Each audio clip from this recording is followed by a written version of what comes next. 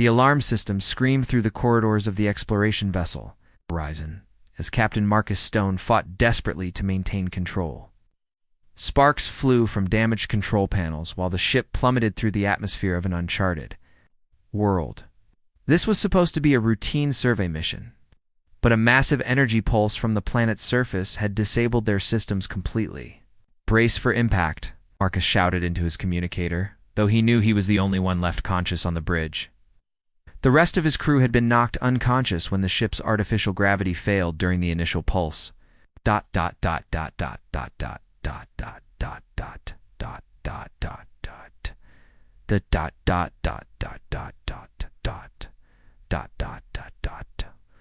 rest of his The rest of his crew had been knocked unconscious.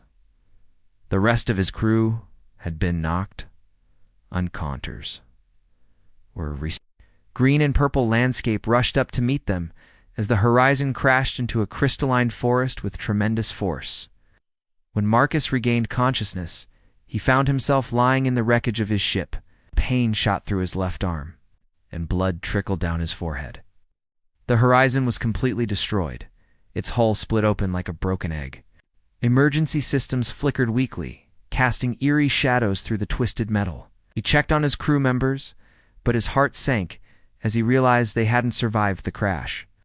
Standing alone among the alien trees that sparkled like diamonds, in the strange dual sunlight, Marcus activated his emergency beacon. Earth was over 40 light-years away, but protocol demanded he try to signal for rescue. The crystalline forest around him hummed with an otherworldly energy, and the air tasted different, almost electric on his tongue. Hours passed before Marcus heard approaching sounds.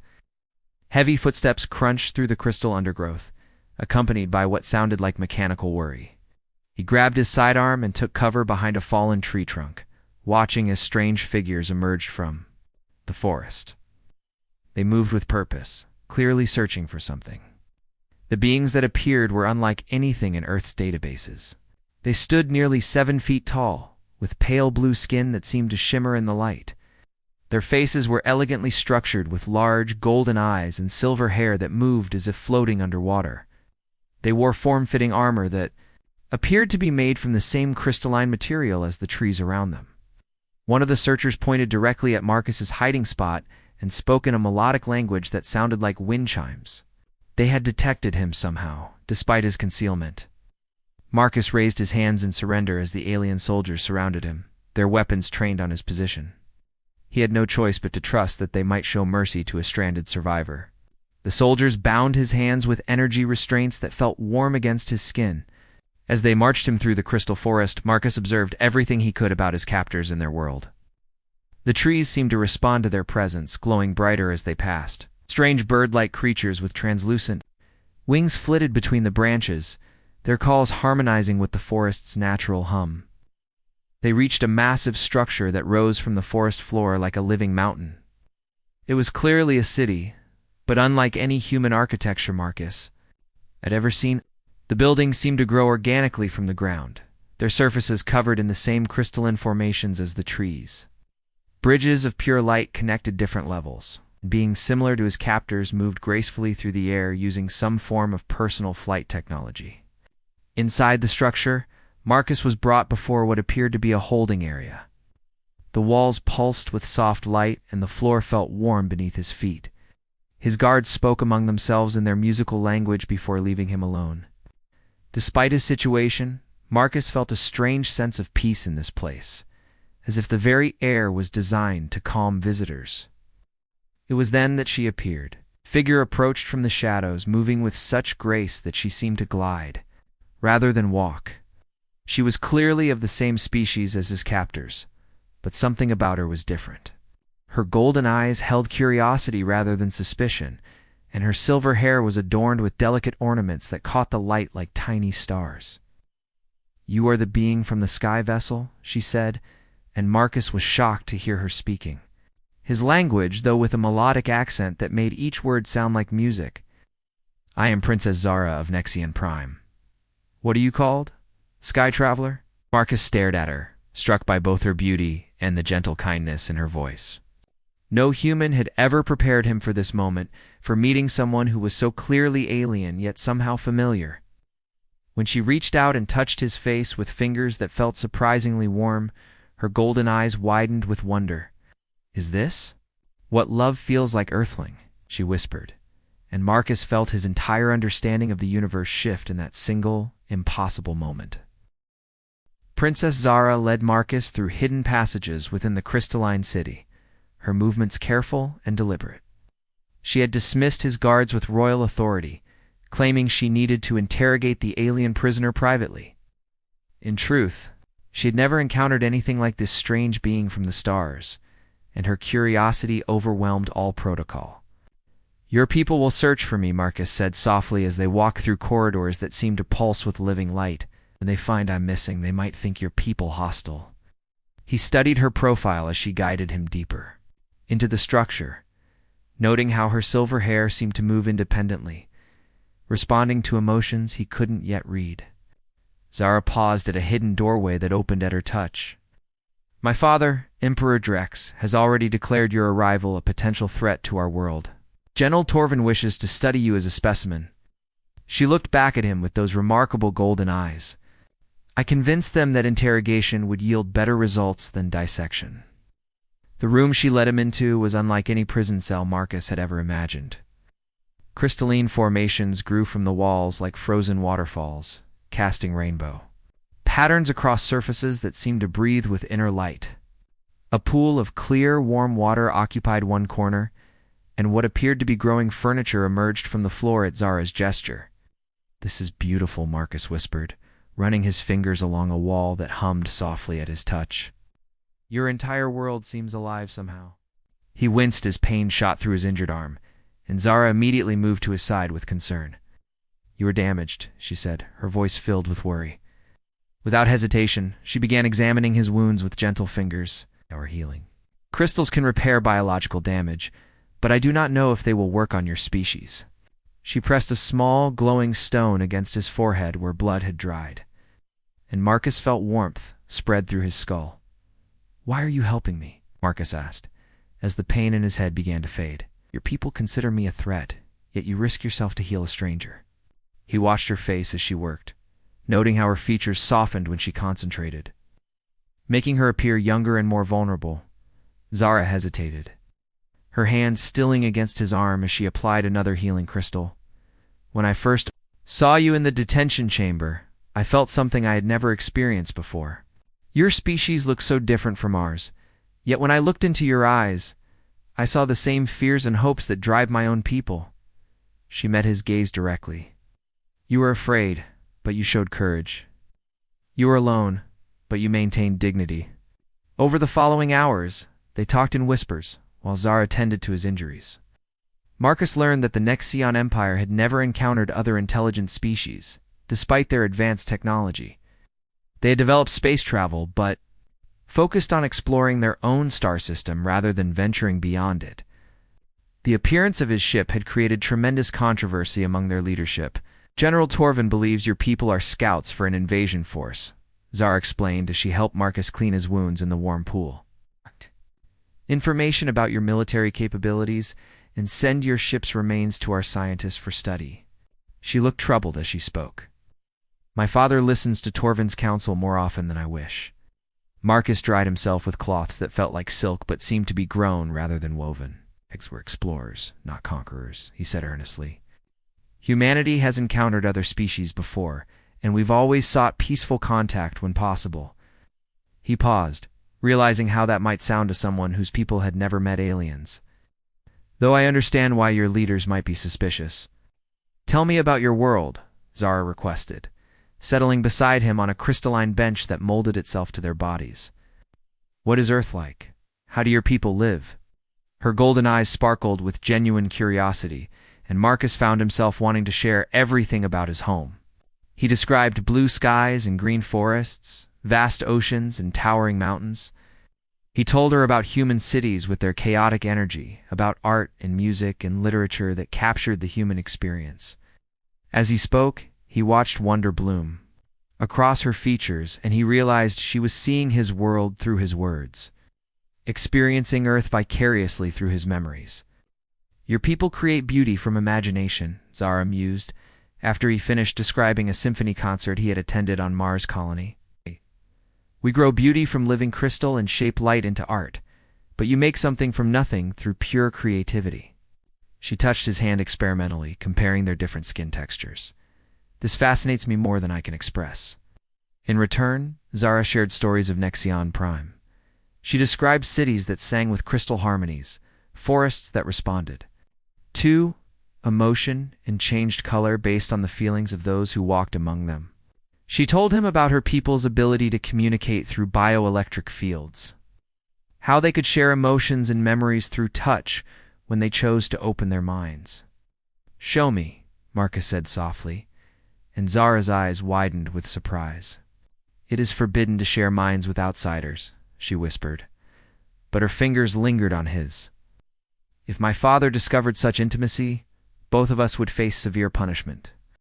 Despite her words, Marcus felt a strange tingling where their skin touched, as if electricity passed between them. "I want to understand your people," Marcus said.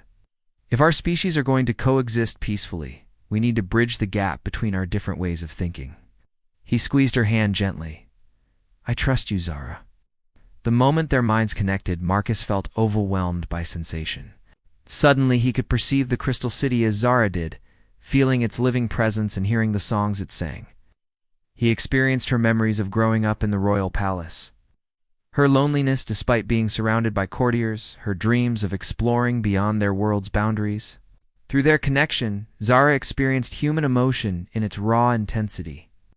She felt Marcus's grief for his lost crew, his fear of being stranded so far from home, and surprisingly, his growing affection for her, despite the impossible circumstances of their meeting.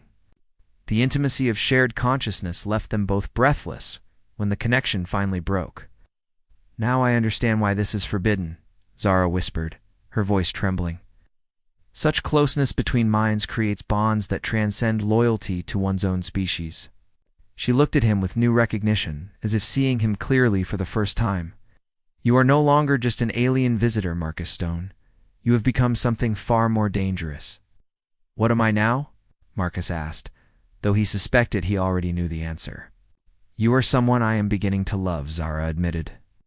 And both of them realized that their secret meetings had just become far more complicated than either had anticipated. 3 days passed in hidden conversations and shared discoveries. Marcus learned to navigate the Crystal City's living architecture, while Zara discovered the depth of human emotion and creativity. Their bond deepened with each clandestine meeting, but neither anticipated how quickly their secret would unravel. General Torvin had grown suspicious of Princess Zara's prolonged interrogations of the alien prisoner. The military commander was a veteran warrior whose pale blue skin bore the scars of many battles, and his golden eyes held none of Zara's warmth. He had served Emperor Drex faithfully for decades, and viewed any threat to the Empire with extreme prejudice. "Your Highness spends considerable time with the alien," Torvin remarked to Emperor Drex as they stood in the throne room, its crystal walls reflecting their conversation in prismatic echoes. "Perhaps it would be more efficient to turn the creature over to our scientists for proper study."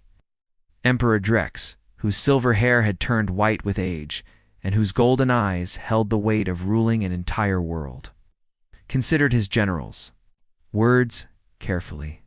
"My daughter has always shown aptitude for understanding foreign concepts," he said slowly. "If anyone can extract useful information from this being, it would be Zara." Unknown to both leaders, their conversation was being monitored by Earth's rescue vessels, which had finally arrived in the Nexian system. Commander Blake of the Starship Redemption studied the long-range scans of the crystalline world where Captain Stone's emergency beacon had last transmitted. The readings showed a highly advanced civilization with technology that defied easy categorization. "Sir, we're detecting massive energy signatures from the planet's surface," reported Lieutenant Park from the science station. "The structures appear to be some form of biotechnological hybrid. We've never encountered anything like this level of integration between living systems and advanced engineering." Commander Blake was a seasoned officer whose brown hair had gone gray during his years commanding deep space rescue operations. He understood the delicate nature of first contact situations, especially when human lives hung in the balance. "Sign of Captain Stone or his crew?" he asked, though the lengthy silence from the horizon didn't encourage optimism. "The beacon is still transmitting, but we haven't received any personal communications," Park replied. "Given the energy readings from that civilization, it's possible they've encountered the local inhabitants." Meanwhile, in her hidden chamber, Zara was teaching Marcus the basics of Nexian bioelectric communication when proximity alarms began echoing through the Crystal City. The harmonious hum that normally permeated the structure shifted to a more urgent tone, and Zara's golden eyes widened with alarm. "Ships approach from the void," she said, her connection to the city's sensory network providing her with immediate information. "Vessels similar to yours, but larger and bearing weapons." She looked at Marcus with growing concern. "Your people have come searching for you." Marcus felt his heart race with conflicting emotions. Relief that rescue had arrived warred with anxiety about what this meant for Zara and her people. "I need to contact them before your military responds," he said urgently. "If both sides prepare for conflict, innocent people will die." But it was already too late. General Torvin had mobilized the Nexian defense fleet, and crystalline warships began rising from concealed positions throughout the forest. At the same time, Emperor Drex had dispatched guards to secure the alien prisoner. Unwilling to let such a valuable asset remain unprotected during a potential crisis, the guards arrived at Zara's chamber to find the princess and Marcus standing close together, their hands touching, as Zara attempted to teach him her people's communication methods. The intimate gesture was unmistakable to Nexian observers, who could sense the bioelectric connection between them. "Princess Zara," the guard captain said with barely concealed shock, "you are to report to Emperor Drex immediately. The alien will be transferred to secure containment, pending the current crisis." His pale blue features showed the disgust he felt at witnessing such forbidden intimacy between species. As guards moved to separate them, Marcus stepped protectively in front of Zara. "Don't blame her for showing kindness to a stranded survivor," he said firmly. "Princess Zara has done nothing wrong by treating me with dignity instead of hostility." His defiance only confirmed the guard's suspicions about the inappropriate relationship that had developed in the throne room. Emperor Drex's reaction to the report was swift and severe. "My daughter has compromised herself with the alien creature," he said, his voice carrying the cold authority of absolute rule. "This explains her reluctance to provide useful intelligence about their species and capabilities." "Your Majesty," Zara said, as she was brought before her father, "the human represents an opportunity for peaceful contact between our peoples. Through our communications, I have learned that his species is not inherently hostile. They are explorers seeking knowledge, much as we once were." General Torvin stepped forward, his scarred features twisted with disapproval. Ow. "The princess has been manipulated by alien influence," he declared. "This creature has used unknown psychological techniques to compromise her judgment and loyalty to the Empire." He gestured toward the displays, showing approaching human ships. "Even now, his people arrive with weapons to threaten our world, above the planet." Commander Blake was trying to establish communication with the alien vessels that had begun forming defensive formations. "This is the Earth Starship Redemption to unidentified spacecraft. We are here on a peaceful rescue mission to recover survivors from a crashed exploration vessel. Please respond." The response came in the form of warning shots that bracketed the Redemption's position without causing damage. The message was clear. The aliens considered the human ships a threat and were prepared to defend their world. Blake ordered his fleet to maintain distance while he attempted to find a diplomatic solution. "Sir, we're detecting a human life sign on the planet's surface," reported Lieutenant Park. "It matches Captain Stone's biosignature, and he appears to be in a large structure near the crash site." She paused as new readings appeared on her display. "He's not alone, sir. There are multiple alien life forms in close proximity." Back in the throne room, Marcus was brought in under heavy guard to face Emperor Drex's judgment. The sight of Zara, standing beside her father, her golden eyes filled with tears she couldn't shed in public, made his chest tight with emotion he hadn't expected to feel for someone he'd known mere days. "You have corrupted my daughter with your alien influence," Emperor Drex said, his voice carrying the weight of absolute authority. "Now your people arrive with warships to threaten our world. Explain why we should not consider this an act of war." Marcus stepped forward despite the guard's restraining hands. "Your Majesty, my people are here to rescue me, not to attack your world. If you allow me to contact them, I can prevent any misunderstanding that might lead to unnecessary conflict." He looked directly into the Emperor's golden eyes. "Princess Zara has shown me the beauty of your civilization. I would rather die than see it harmed by the very people I represent." "Pretty words," General Torvin interjected, "but actions speak louder than diplomatic phrases. Your fleet maintains attack formations despite our warnings. They prepare for battle, even as you speak of peace." As if summoned by his words, new alarms began echoing through the throne room. The crystal walls displayed images of the confrontation in space, where human and Nexian vessels faced each other across an increasingly narrow gap. Weapons charged and shields activated on both sides as commanders prepared for what seemed like inevitable conflict. Father Zara said, stepping forward despite protocol, "If you execute Marcus or attack his people, you will prove to the universe that the Nexian Empire chooses conquest over communication. Let me speak to his people. Let me show them that not all of our species fears what we do not understand." Emperor Drex looked between his daughter and the human who had somehow earned her protection. Above them, two fleets prepared for a war. That would change both civilizations forever, and the decision of how to proceed rested in his hands alone. The tension in the throne room matched the standoff occurring in the space above. Nexian Prime. Emperor Drex studied the tactical displays showing both fleets moving into attack positions, while his daughter stood beside the human who had somehow earned her unprecedented loyalty. The weight of decision pressed heavily on the aging ruler's shoulders. "Your Majesty," Marcus said, breaking the tense silence, "allow me to contact my people. Commander Blake is a reasonable man who will listen if I can explain the situation. Princess Zara can verify my truthfulness through your people's bioelectric communication abilities." General Torvin moved closer to the Emperor, his battle-scarred features showing deep suspicion. "This could be an elaborate deception, Your Majesty. The alien may be attempting to communicate secretly with his fleet, providing them with intelligence. About our defenses and capabilities?" His hand rested on his ceremonial weapon. "We should neutralize the threat before it grows beyond our control." Zara stepped between Marcus and the general, her golden eyes blazing with determination. "Father, I have shared minds with this human. I have experienced his memories, his emotions, his genuine desire for peace between our peoples." She gestured toward the displays showing the approaching conflict. "He grieves for the crew members who died in the crash. He fears what war might cost both our civilizations." These are not the thoughts of a spire conqueror. Above the planet, Commander Blake studied the alien formation through the Redemption's main viewer.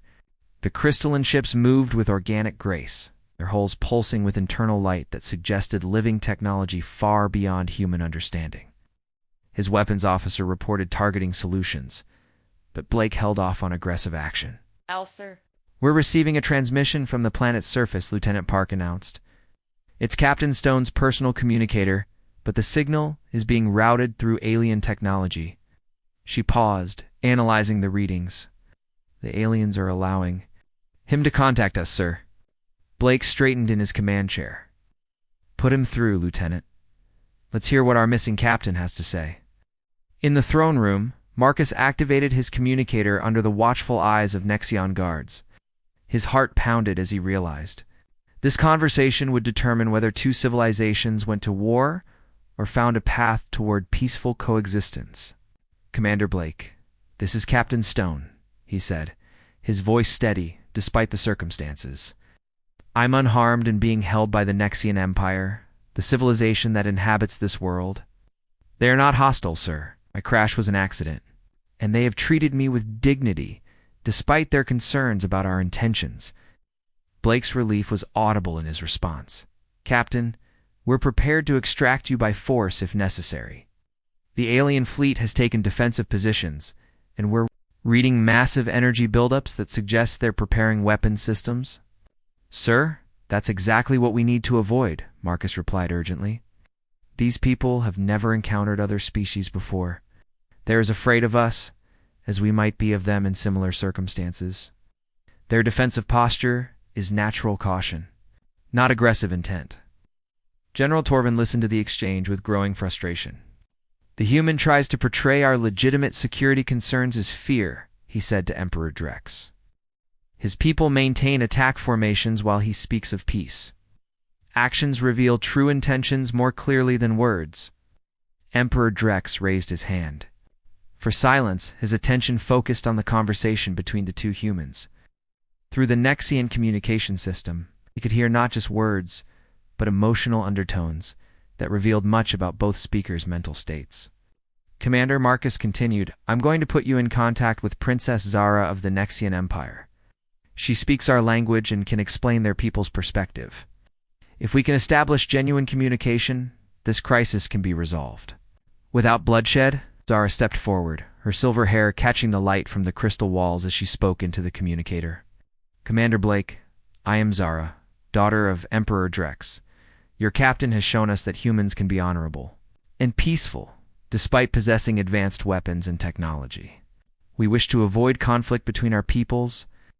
Blake was quiet for several seconds, processing the implications of hearing an alien voice speaking fluent English with such obvious intelligence and diplomatic skill. Your Highness, I appreciate your willingness to communicate directly.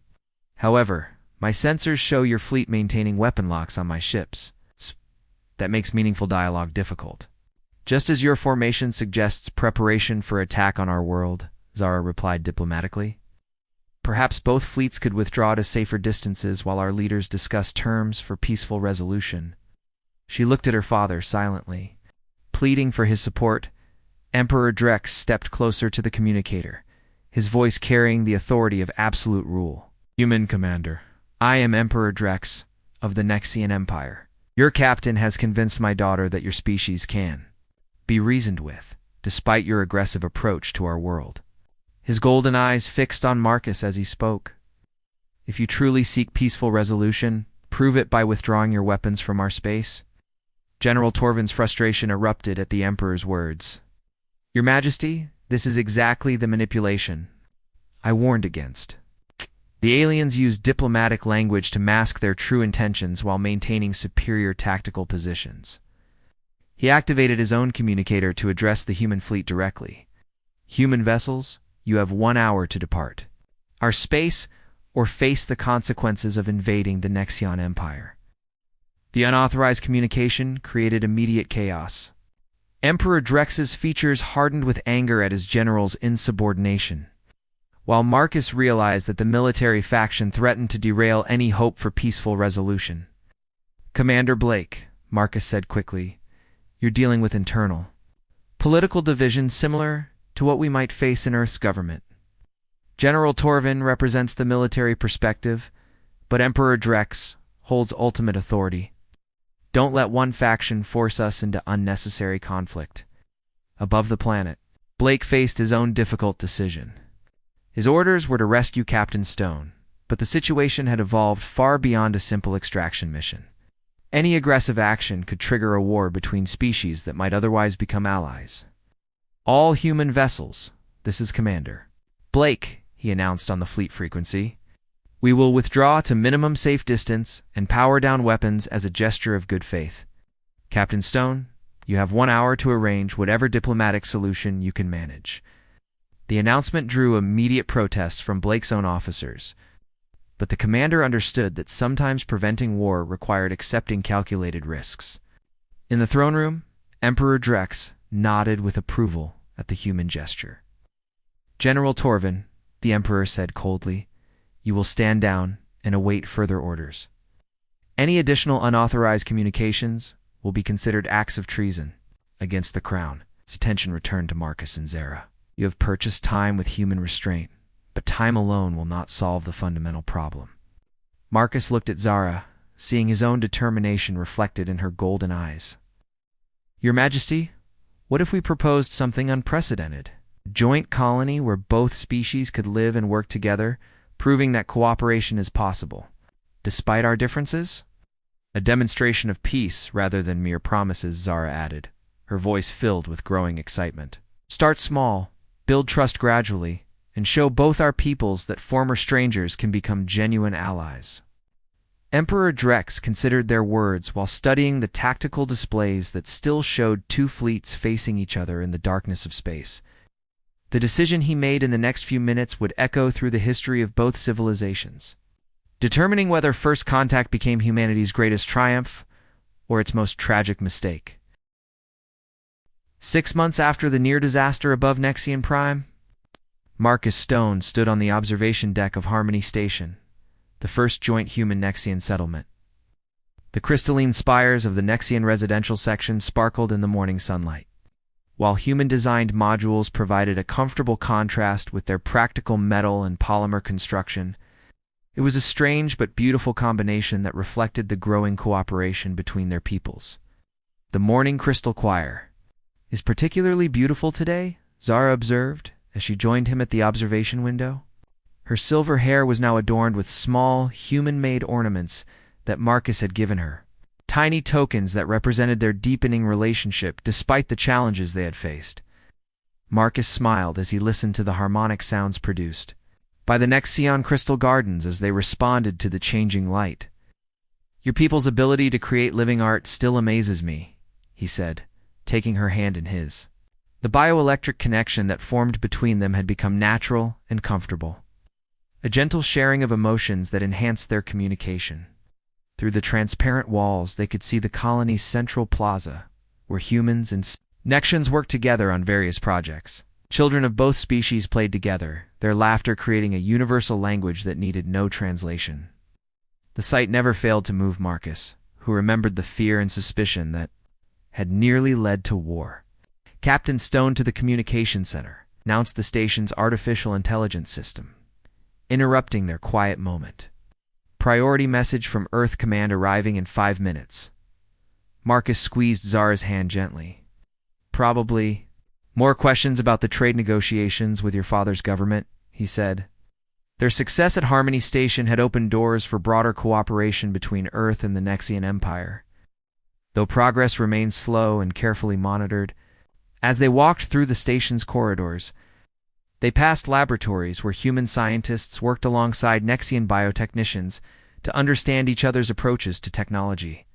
The fusion of human innovation with Nexian organic engineering had already produced remarkable advances in agriculture, medicine, and environmental restoration.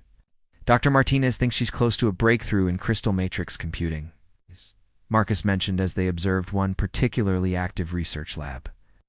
If your people's living crystal technology can be adapted to human manufacturing processes, it could revolutionize how we approach artificial intelligence. Zara nodded thoughtfully. Elder Kane believes human mathematical concepts could help us understand why our crystals respond to emotional states, she replied. The knowledge exchange benefits both our species far more than either could have achieved alone. In the communication center, they found Admiral Ross appearing on the main holographic display. The elderly officer's expression was serious but not alarmed, suggesting important news rather than crisis. Behind him, Marcus could see the familiar blue and green swirl of Earth through the viewport of his command ship. Captain Stone, Princess Zara, Admiral Ross said formally, I have news that will affect both your peoples. The joint exploration mission to the Kepler sector has discovered evidence of a third intelligent species. Based on the preliminary reports, we're looking at a civilization that might be even more advanced than either humans or Nexians. Marcus felt Zara's grip on his hand tighten as they processed the implications. The discovery of another species would test everything they had learned about interspecies cooperation, especially if the new aliens proved to be less receptive to peaceful contact. What are your orders, Admiral? Marcus asked, though he suspected he already knew the answer. Earth Command and Emperor Drex have agreed that the Harmony Station model should be extended to this new contact situation, Ross replied. You and Princess Zara are being requested to lead the diplomatic mission to the new species. Your success, Here has convinced both governments that cooperation produces better results than traditional military approaches. Zara stepped forward, her golden eyes reflecting the gravity of the assignment. Admiral Ross, we accept the responsibility, but we will need guarantees from both our governments that peaceful contact remains the primary objective regardless of what we encounter. You have those guarantees, Your Highness, Ross replied. Both Earth and Nexion Prime understand that your methods have proven more effective than centuries of human first contact protocols. You'll have joint command of the mission with full authority to negotiate on behalf of both civilizations. After the communication ended, Marcus and Zara stood quietly in the empty communication center, contemplating the magnitude of what lay ahead. Their personal relationship had become something larger than themselves, a symbol of what was possible when different species chose understanding over fear. Are you ready to do this again? Marcus asked, studying her face for any sign of hesitation. Leading first contact with an unknown species carries risks we can't fully anticipate. Zara's expression was serene but determined. When I first touched your face and asked if what I felt was love, I never imagined that our feelings would become the foundation for something so much greater than ourselves. She smiled, her bioelectric touch sharing her confidence and excitement. Together, we've proven that strangers can become family. Now we have the opportunity to expand that family once more. 3 weeks later, the joint exploration vessel Unity departed from Harmony Station with a mixed crew of humans and Nexians. Marcus commanded the ship while Zara served as chief diplomatic officer, their partnership having evolved into something that transcended the boundaries between their species. As Unity jumped to faster-than-light travel toward the Kepler sector, Marcus reflected on how much his life had changed since that first crash on Nexion Prime. He had been a simple exploration, captain seeking new worlds for humanity. Now he was part of something unprecedented, a bridge between civilizations that proved the universe was vast enough for all its children to flourish together. Contact with the third species established in 3 days, reported Lieutenant Park, who had requested assignment to the Unity to continue serving under Marcus's command. Long-range sensors detect massive architectural structures unlike anything in human or Nexian databases. Zara joined Marcus on the bridge, her presence automatically calming the mixed crew through her natural bioelectric emanations. Whatever we discover, she said softly, we face it together. Human courage and Nexian wisdom united in the hope that understanding will always triumph over fear. Marcus nodded, his hand finding hers as they prepared to make history once again. Hi there. Love story had become something greater than romance. It had become proof that the universe held infinite possibilities for those brave enough to reach across the darkness between stars and touch another soul with open hearts and minds. The Unity flew on through the cosmic night, carrying with it the hopes of 2 civilizations and the promise that somewhere ahead, another species waited to join the growing family of the galaxy.